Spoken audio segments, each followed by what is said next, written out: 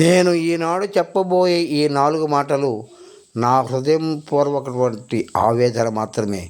ఎవ్వరిని కించపరచాలని కాదు, ఎవ్వరిని కూడా ఉద్దేశించి కాదు. విషయం చెప్పాలనిపించింది, చెబుతున్నాను. భగవంతుడనేవాడు అన్ని సందర్భాలలో అన్ని వేళలా ఉండలేక ఒక స్త్రీని సృష్టించి ఒక మగవానికి తోడుగా మన కుటుంబంలోకి అందించిన వరం ఆడది. ఆడది చాలా శక్తివంతమైనది, చాలా పవిత్రమైనది. వాళ్ళని దేవతలుగా ఆరాధించే మనస్తత్వం నాది. కానీ నేటి సమాజంలో చూస్తుంటే ఆడవాళ్ళు చాలా చాలా నీచంగా, ఘోరాతి ఘోరంగా ప్రవర్తిస్తూ ఉన్నారు. విషయాలు చూస్తూ ఉంటే ఈ మగవాళ్ళు ఆఖరికి ఏమైపోతారా, అన్యం పుణ్యం తెలియని మగవాళ్ళని చాలా బాధ కలుగుతుంది. కేవలం శరీరం సుఖం కోసం. శరీరం సుఖం అనేది మన జీవితంలో ఒక భాగం మాత్రమే.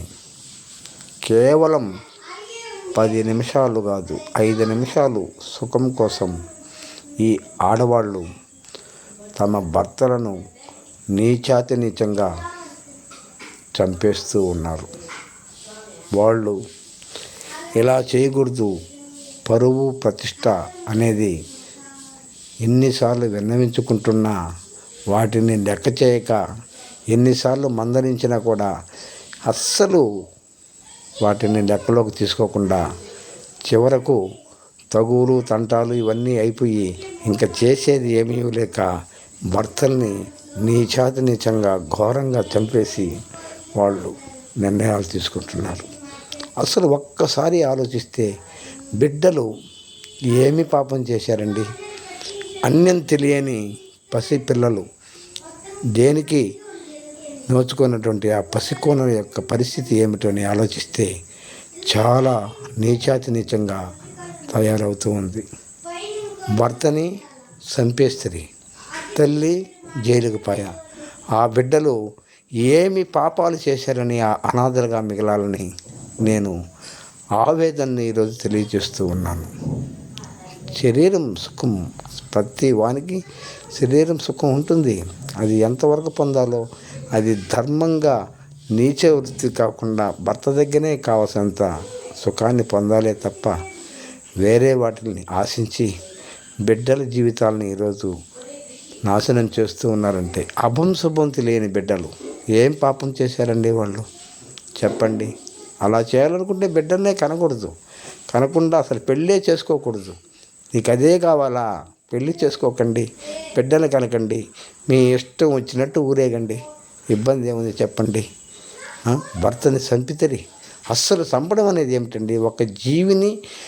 ఒక జీవి మీద చంపే హక్కు, ఒక జీవిని మధ్యలో తుంచే హక్కు ఎవ్వరికీ లేదు.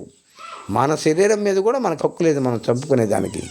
అలాంటిది నీచాతి నిజంగా భర్తని చంపేసి బిడ్డల్ని అనాథలు చేస్తూ ఉంటే నా యొక్క హృదయపూర్వక ఆవేదన ఏమైపోతుందో చివరికి కేవలం శరీరం సుఖం సుఖం సుఖం, ఇదే నా జీవితం. ఎన్ని సుఖాలు లేవు జీవితంలో పంచుకోవాలనుకుంటే. మనసుతో ఎంత హాయిగా పంచుకోవచ్చు జీవితాన్ని. శరీర సుఖమా? మానసిక ఆనందం కావాలి, శరీర ఆనందం కాదు. నా ఆవేదనను ఈ విధంగా తెలియజేసుకుంటున్నాను. తప్పులేమైనా క్షమించుంటే, తప్పులేమైనా మాట్లాడుంటే అందరినీ క్షమించవలసిందిగా కోరుతున్నాను. ఎవరిని ఉద్దేశించి కాదు. తట్టుకోలేని నా ఆవేదనను వార్తలు వింటూ ఉంటే, చూస్తూ ఉంటే ఆ బాధను ఎక్కువ బిడ్డలు అనాథలైపోతారు. భర్త జైలు, భర్త చచ్చిపోతున్నాడు, తల్లి జైలు. అభం శుభం బిడ్డలు, తెలియని బిడ్డలు అనాథలు. ఇదే నా ఆవేదన. తప్పులేమైనా ఉంటే క్షమించండి.